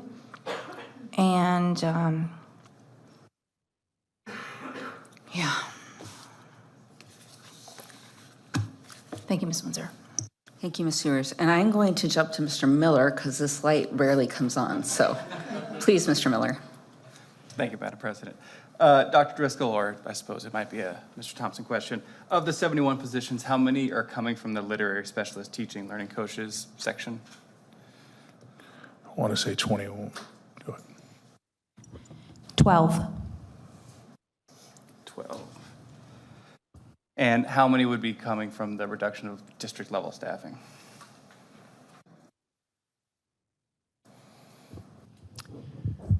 Well, as we were crunching numbers there, really it's, when you talk about reducing district level staffing, we shared it with several different employee groups today. It's outside of site positions, right? So you're gonna be talking anything from director level, coordinator level, specialist level, coaching level, anyone who's a district support position, so. Mr. Thompson? To get the figure, it's about 13. 13.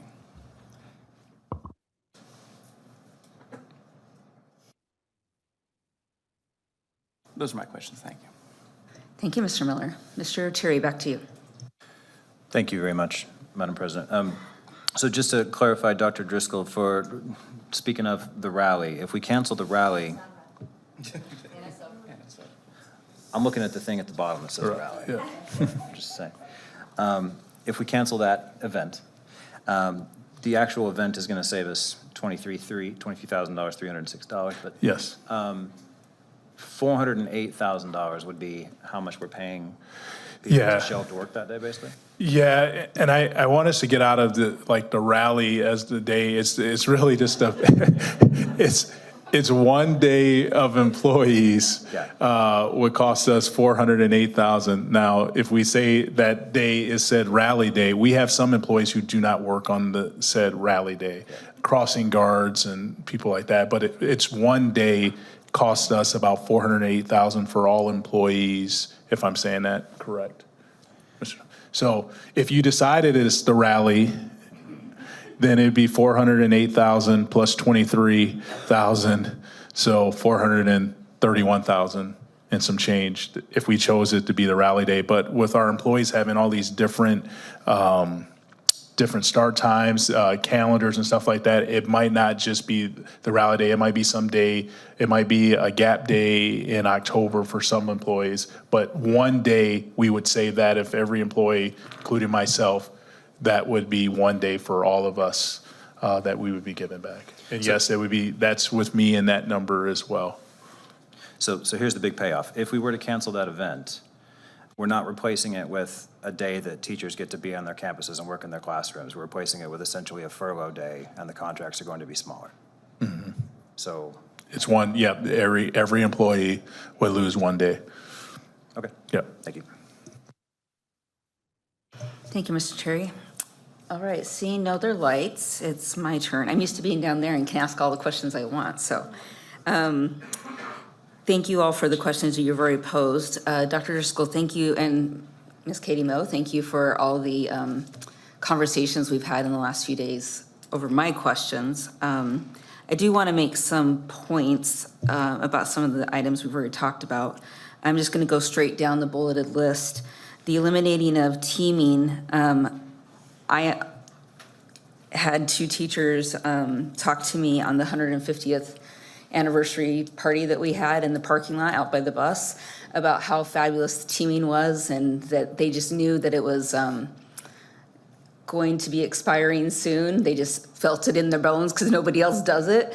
And so to those two teachers who love it so much, I'm sorry. But I think that that is clearly an option that needs to be acted on. The reducing of the district level staffing.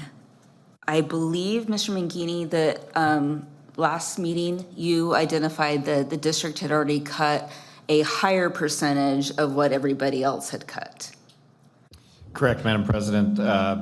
Already from the last 3 years, we've made a 10% reduction in total staffing and a 10.6 reduction in district level staffing. Okay, thank you for that. And with 13 on the docket for this versus 12 of the, at least just the literacy specialists, that stays consistent. And I want to say a few things because I taught for a lot of years on a site and then went to the district. And, you know, we all have our strong opinions about district, the big evil district. But I will say, having gone through cuts, it was fascinating what everybody said they wanted cut.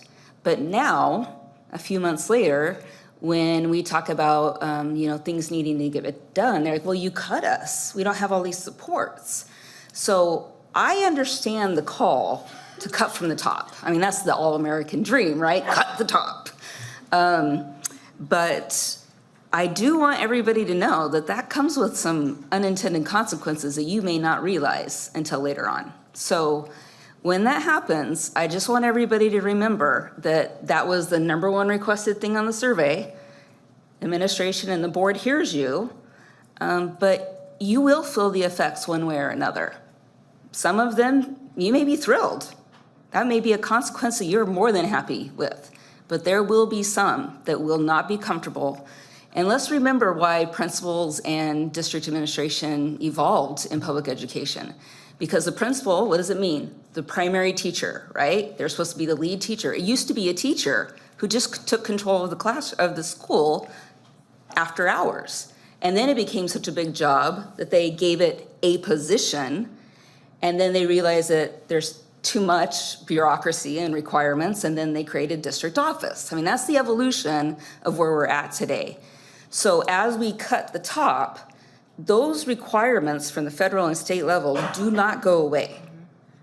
We still have to meet every single one of those requirements. That will eventually impact somebody down the line. So I just want to make sure we're all clear that we all hear the feedback, but it does have consequences, okay? Changing the ELA block, my son is thrilled. So thank you for that. He's a math kid, so he's like, please. But I know other kids will not enjoy that. Outsourcing night custodians, from I understand from our conversation earlier, that savings is mostly in benefits. Is that correct? Benefits and people. Yeah. Yeah, benefits and people. Because the job still has to be paid to be done, because we all Yeah. want clean classrooms in Correct. schools.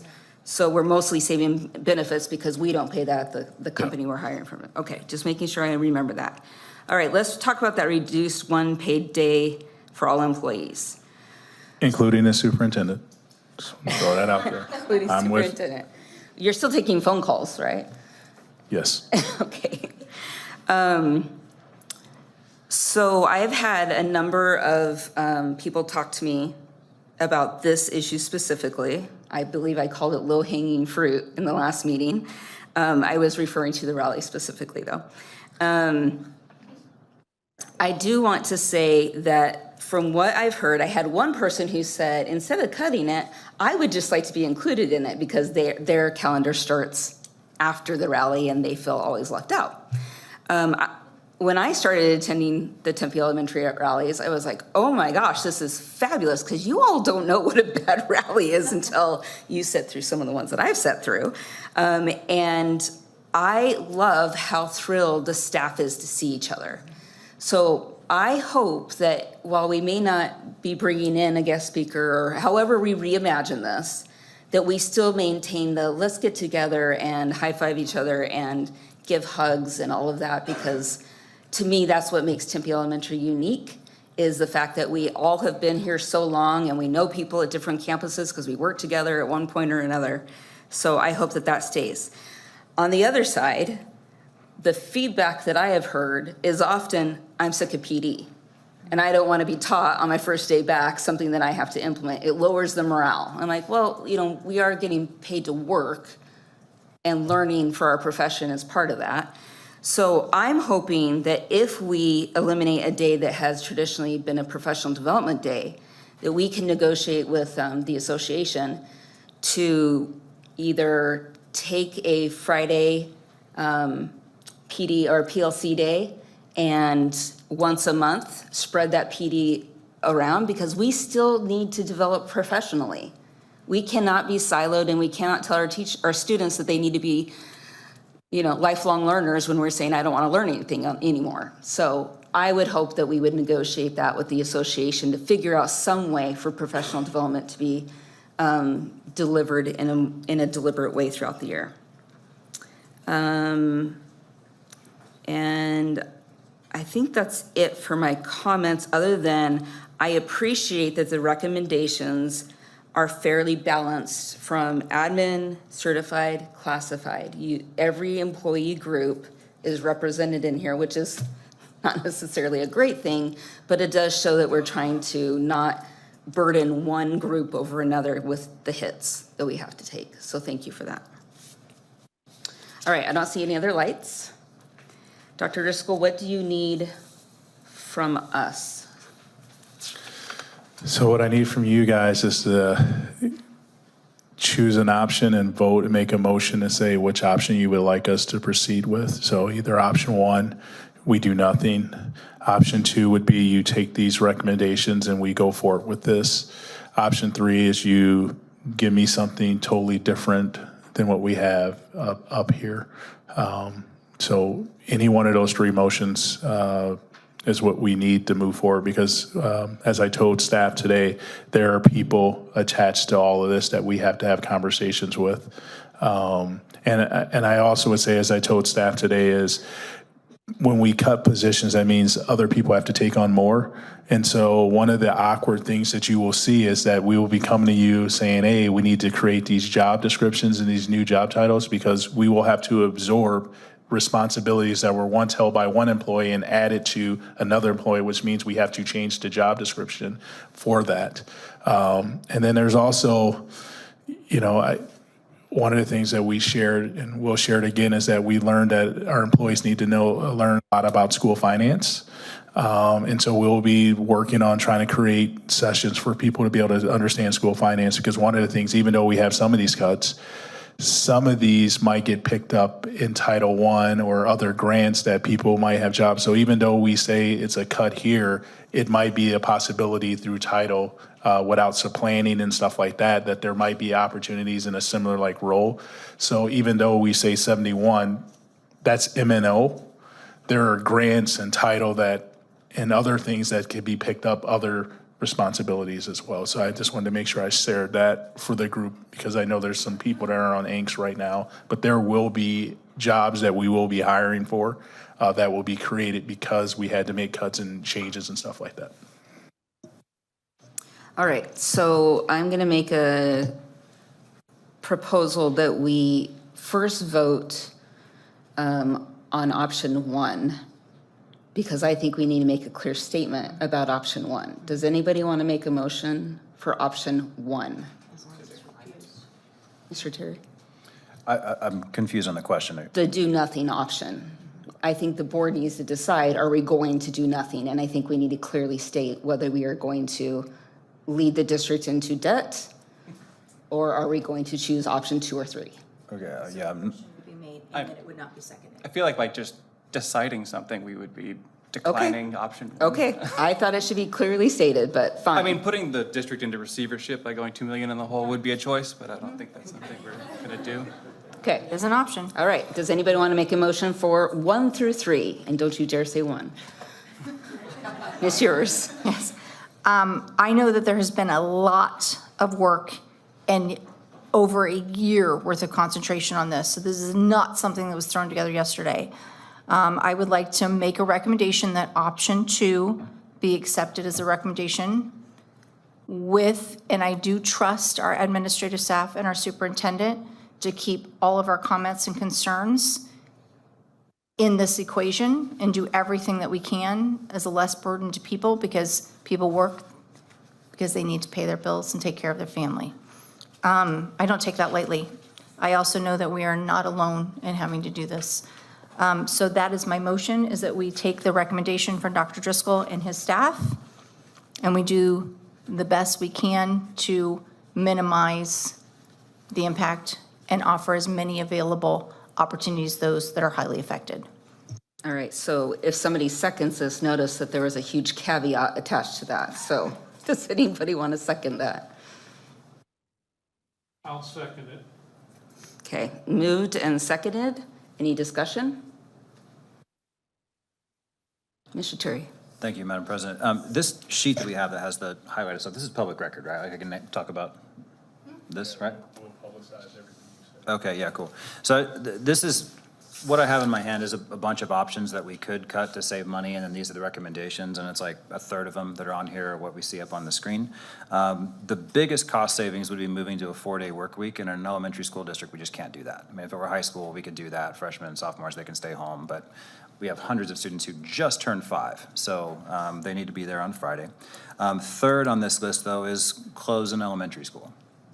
And that is all over the news. That's what many districts are doing, is closing an elementary school, and I'm noticing that is absent from this. So if that can hold, I mean, I think that's what the public wants. I think the public doesn't want us to water down the product that we have by doing things like eliminating band, orchestra, and choir. That's on here too, that is not highlighted. So, man, like, to be able to do that, I think it just took a lot of work, and I think it took a lot of heart, and I definitely do appreciate that. I mean, it's going to be what it is. It's not, I mean, it's just declining enrollment. We're competing with outside influences, and we're just going to have to cut some of these things. But the fact that closing a school isn't on here, I think is huge. You know, we weren't going to get a perfect slide for this, but I do think that's a key takeaway for the public here. Thank you for the time. Ms. Yours. I want to second that too. I want to put it on the record. We could eliminate librarians. We could eliminate band, orchestra, choir. We could eliminate theater classes. We could reduce more of employees' hours. We can take away healthcare. These are not options for me. I am representing my community and you. So, Mr. Chair, thanks for bringing this list up. And when it does become public record, I hope that everyone can look at it and see how hard these decisions were, and we tried to be in the best interest of people, and then children also. Dr. Driscoll, just for the record, could you identify from where the green and white list was generated? That's all the feedback that we got from staff. So every option that they provided us, we put dollar amounts to. And so then we took from that list that we got and said, this is the recommendation I made, with one, listening to the board at our last couple of meetings saying what you didn't want me to bring. So I didn't bring those to you, but I gave you the dollar amounts that it would. So you had that number. But yeah, so everything that employees sent in, all the surveys that they filled out, we put dollars to it. I joked earlier with a lot of the groups that one of them was to cut the superintendent's housing stipend. And I told the group I was very upset about the housing stipend, because I haven't gotten a housing stipend in the 5 years I've been here. And I asked Mr. Thompson, where's my housing stipend? Because I want it, and he told me my contract said 0.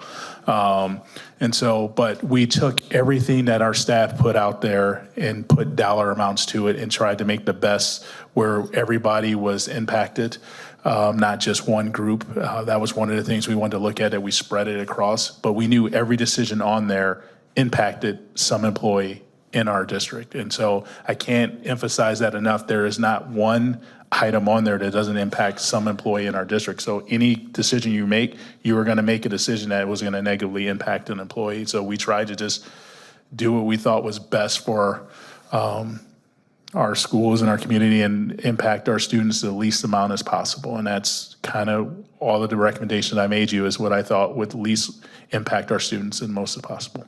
So. Thank you for adding that, because we really did want to hear from our staff. I also think it's a call to prove to your colleagues that you're valuable, because everything on here is somebody that your colleagues said, you can cut them. And I think that we need to have some open conversations about that. Like, we're quick to point fingers about who is and is not doing whatever we identify. And this is a time for us to unify and support. And I would hope that those conversations shift to, let's build each other up. Let's be the best PR firm for public education in this area.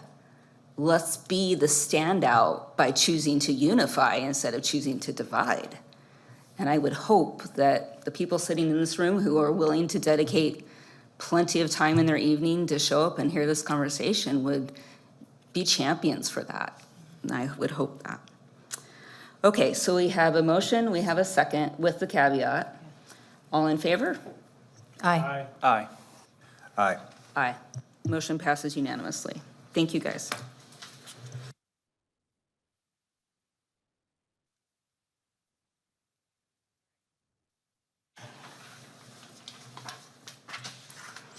Item 701, Student Activity Report for November 2025.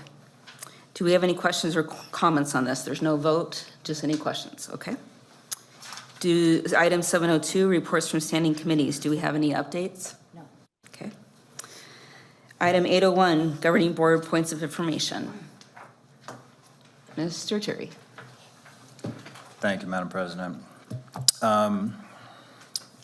I mean, this is just tough. Nobody wants to do this. Nobody wants to be responsible for doing this. It's been a heck of a year. When I got a text message asking me if I wanted to do this job, but nobody told me this is what it was going to be like this year. But I have appreciated the opportunity to be thoughtful about it and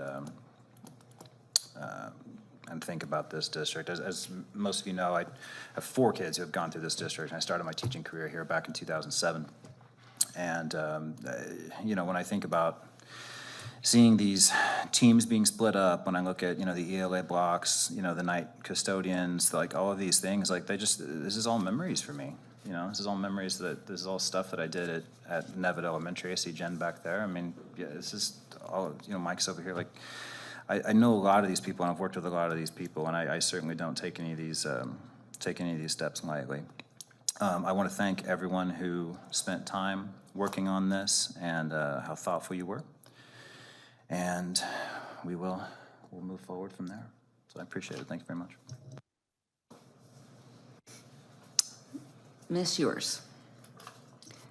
First of all, welcome back, everyone. Thank you for coming back safely. And if any of you won the $1 billion lottery, thank you for coming back to this job. If you didn't, I didn't either. But I would still be here today, even if I had. I was able to do the Arizona School Board Association conference between our last meeting and now. And I want to bring up something because there's some very valuable people in the room who have been doing really hard work on getting kids to school on time and making sure that they're there to attend school every day. We are not alone in this, and this was a big breakout session with other school board members, professionals. And I can tell you that our district, one, changing over the way that we're approaching our families with compassion rather than punishment, is not happening everywhere, and I'm grateful for it, and I'm hoping it gives the results. Every year we see a little bit more, we'd like to see more. I'd like to thank the stewards that are in the schools that are offering the kudos to the kids and the lunches and the pizza days or the go to the park and play or the extra recess or all of that. Some districts are really, like, they looked at us and said, wow, how are you guys doing it? And I said, it's because we have people in our school that will do anything to help our families and get our kids there. Not that you don't, but it's become a priority. It's not just something they do as their job. So that was a big part of our breakout. We had a couple really good speakers, but the number one crisis going around is 1, school budgeting, 2, that our elections matter, right? Pay really good attention to them. Try to be involved everywhere you can. Talk to your state legislators. There's a lot of people in this room who don't live in Tempe. I wish you all lived in Tempe. I would love that, but I'm grateful at this moment that you don't. And my reason for that is because you have state legislators in your districts that vote against public education. Tempe right now does not, okay? And I will do everything in my power to make sure that that continues to stay that way. But for all of our people in the room who don't live here, know your state legislator, talk to them, Encourage them. Let them know that it matters to your job and it matters to your kids. I don't care what party you're in. This is not a political conversation that way. It's about saving public education and the future of over 90% of the kids in the state of Arizona. Like, this is now just, it is what it is. So with that said, I'm so glad you guys are here tonight. These doors are open all the time. I know you work your butts off.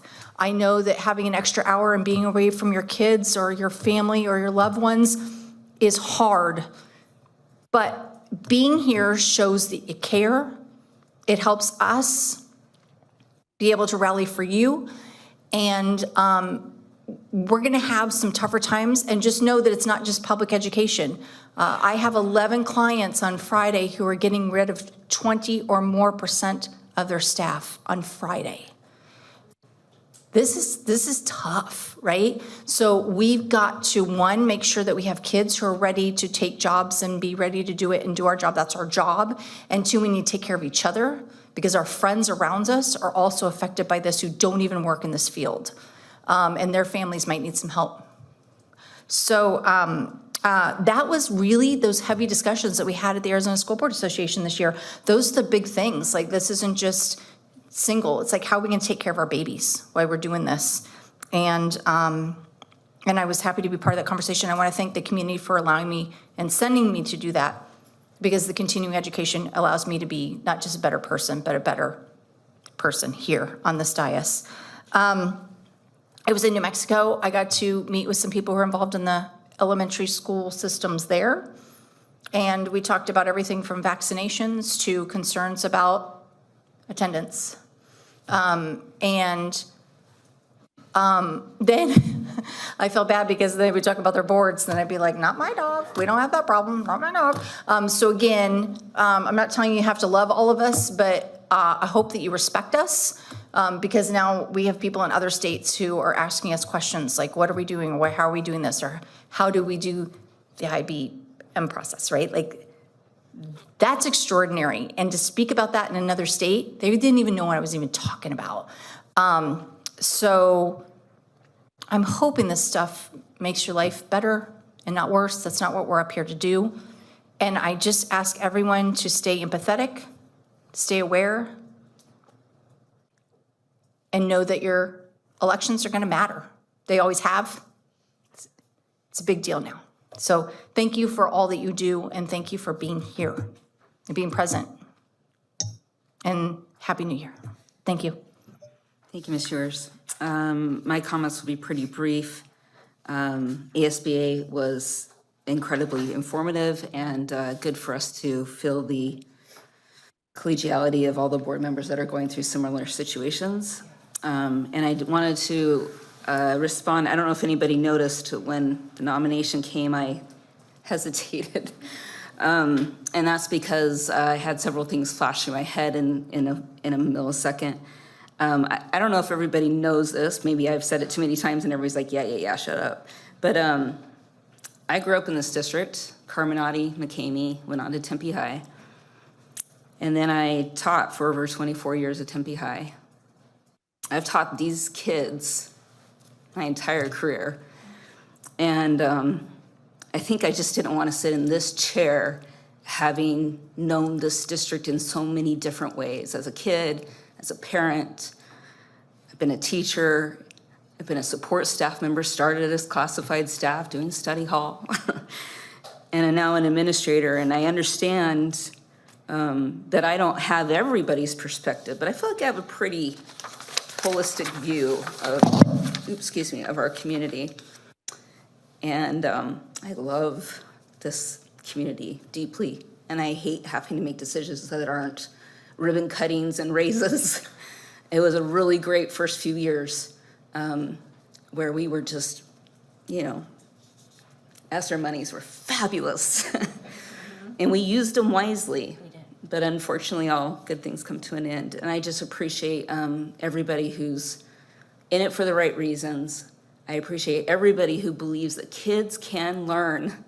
Please push them. Their potential is limitless.